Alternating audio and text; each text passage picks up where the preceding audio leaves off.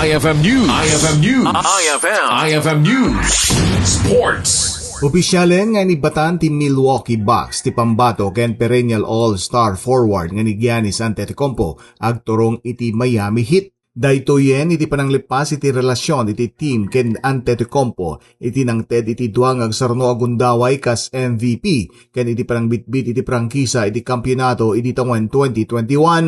Karaman pay maitrade ti Bucks iti Miami iti veterano nga ni Bobby Portis kasukat ni all-star guard Tyler Hero, center Kel'el Ware, forward Jamie Jacques Jr., second-year guard Kasparas Giacosiunis, ken 5 nga future draft picks karaman iti talo a first round picks iti tawen 2026, 2031 ken 2033. Sakbay man pa iti deal iti Heat nagbalin a karibal ti panangala ken Giannis ti Boston Celtics anang i-offer ken Jaylen Brown kasukat iti Greek superstar.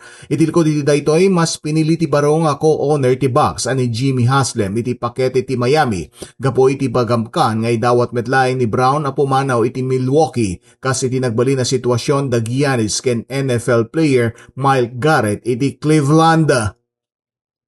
Para iti IFM Sports, dating ni Idol Joey C. Tatak IFM.